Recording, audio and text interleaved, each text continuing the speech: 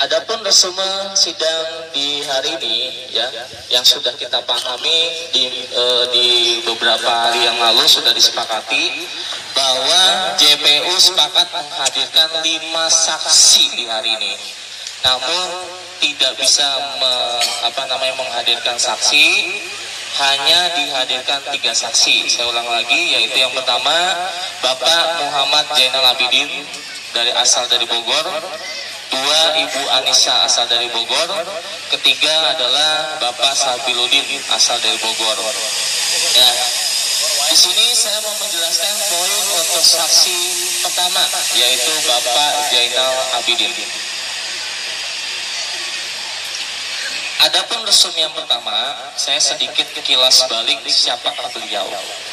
Ya, saya mencatat beliau adalah teknisi IT aplikasi edisi cash yang dipesan oleh Pak Aye di akhir November 2021 karena 2020 karena aplikasi edisi cash sudah ada ya, tetapi butuh bantuan beliau sebagai IT untuk memeriksa sekaligus memperbaiki dari IT yang sebelumnya. Ketika beliau masuk bersamaan juga dengan mundurnya IT yang lama, karena IT yang lama keberatan adanya IT lain untuk mengaudit pekerjaan dia selama ini.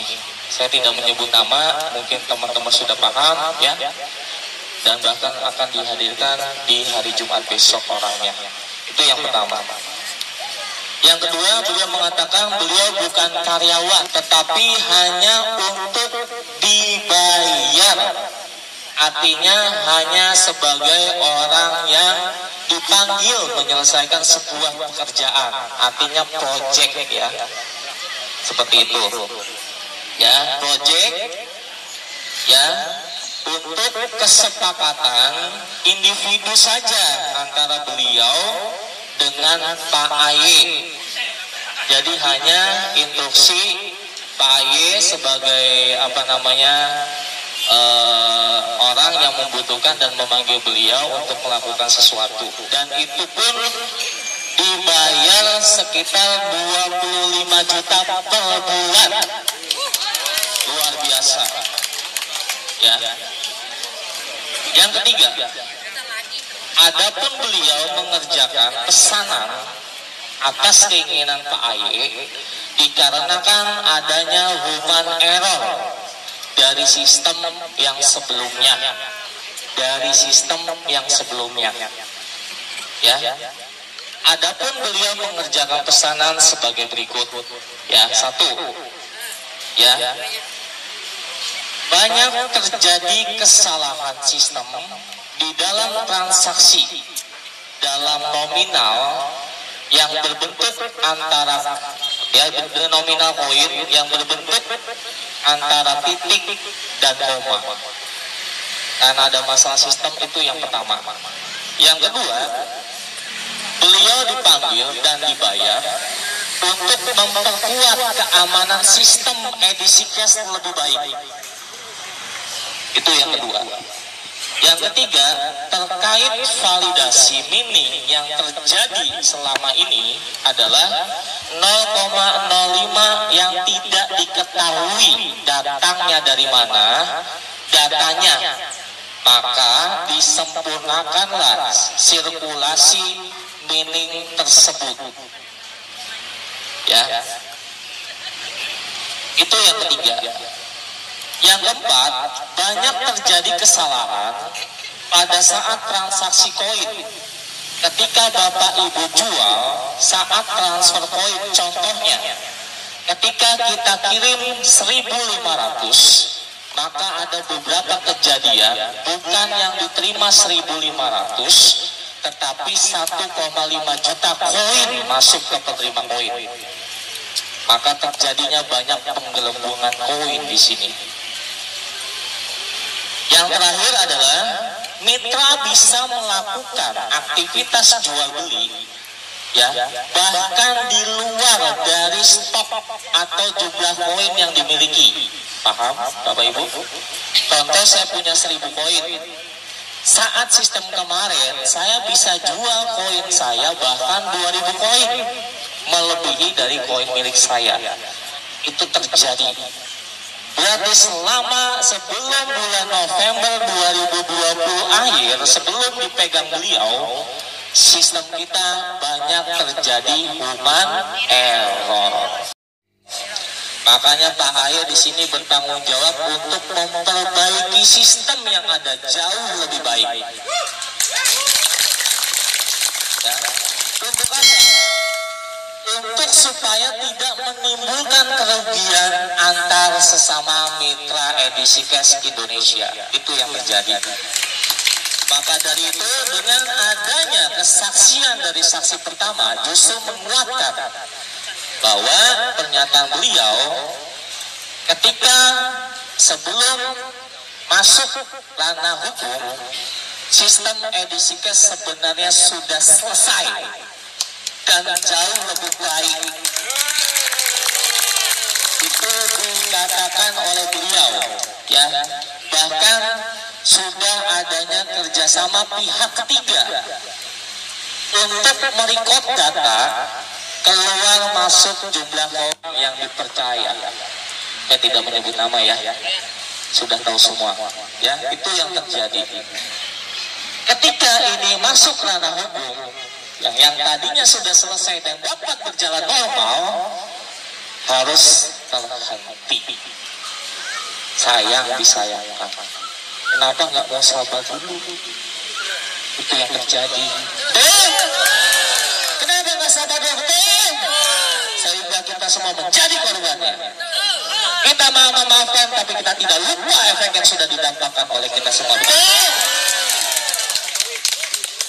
Bahkan pesan saya, alhamdulillah, ya, insya Allah, ya,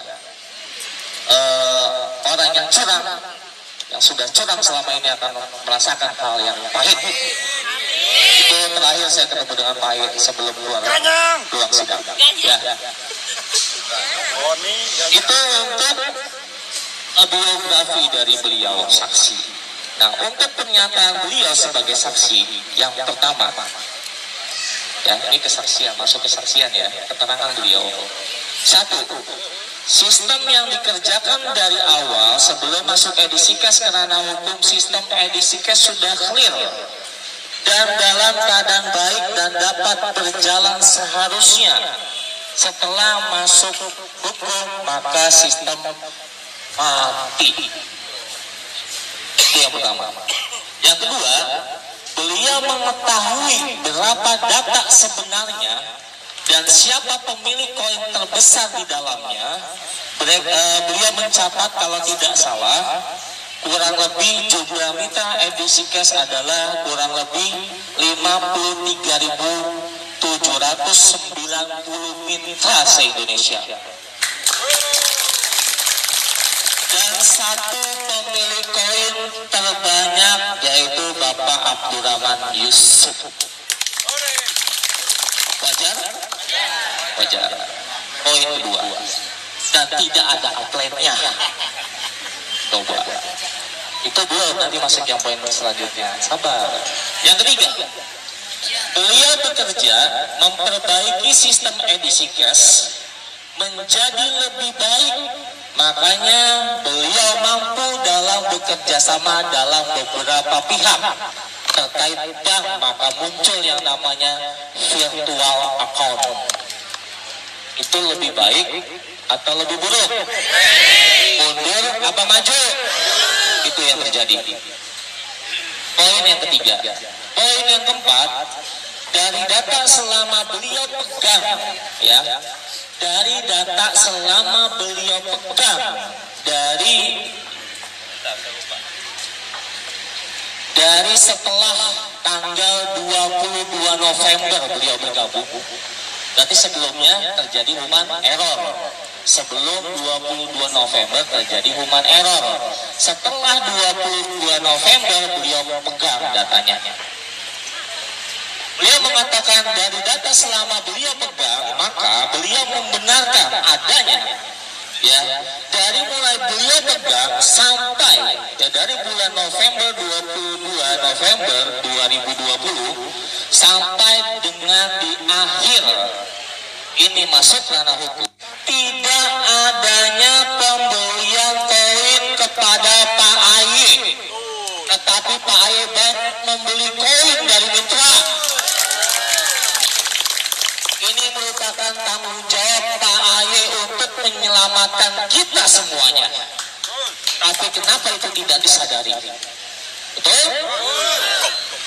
Data mencatat Bapak Ibu, tidak ada penjualan atau tidak ada mitra yang beli ke Pak Aye, tapi Pak Aye membeli koin kita, malah justru kebalikannya. Ya, itu poin keempat. Poin kelima, ya, ditanya sama hakim, apakah Bapak tahu kenapa Bapak terima pekerjaan ini? Apakah Bapak tahu visi misi edisi cash? Beliau menjawab di poin kelima, beliau sebelum melaksanakan tugas, saksi jelas mengetahui visi dan misi dari Pak Aye yang sudah dikatakan Pak Aye, bahwa Pak Aye ingin mensejahterakan masyarakat banyak.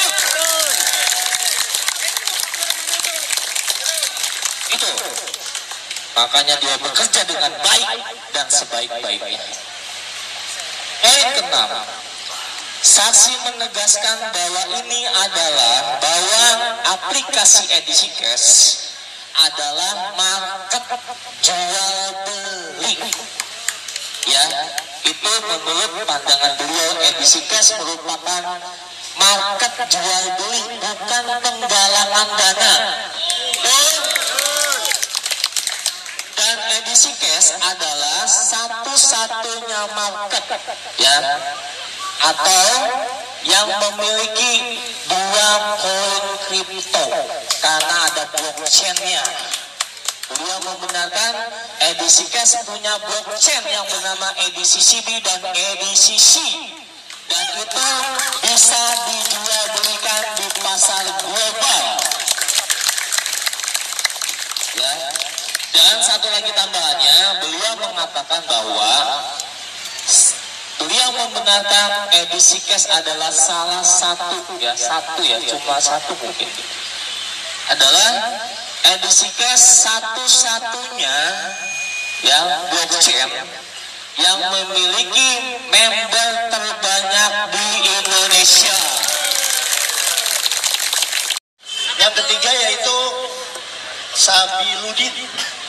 Ini gak usah didengar deh. Sama semua sama kemarin saksinya, begitu-gitu doang. Apalagi nih, apa ini cuma 4.700. Laut aja ke laut. Iya. Cuman tadi kalau nggak salah dia jatuh apa sih? Nggak lihat tuh. Waktu ditanya sama pengacara, Pak jatuh, nyungsep. Ketakutan lo bakal diri. Jadi kalau Sabiludin itu ceritanya nggak ada, biasa, itu member kecil, ya kan? Tetapi yang perlu kita singkapin adalah dari saksi hari ini menguntungkan apa merugikan kita? Menguntungkan. Cakep, alhamdulillah. Mudah-mudahan besok juga kita bisa menguntungkan kita. Kita dulu, cahaya kolot.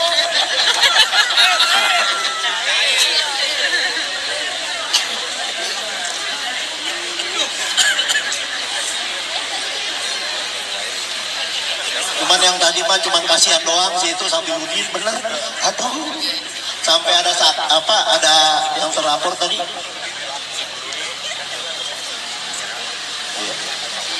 Ya udah. Koin sisanya katanya dia 48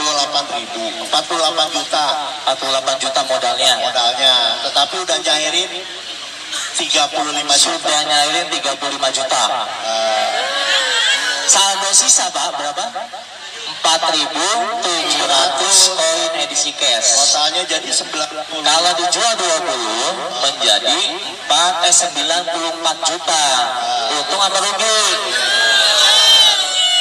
Kita perlu acungin jempol kepada para pengacara kita. Tepuk tangan dong buat lawyer kita ya. Yang ditanya apa kira-kira? Yang nguntungin kita? Bapak dirugikan apa diuntungkan? Pertanyaannya begitu doang. Ya nggak? Terakhir ujung-ujungnya diuntungkan, ya kan? Cuman Sabilun ini kasihan.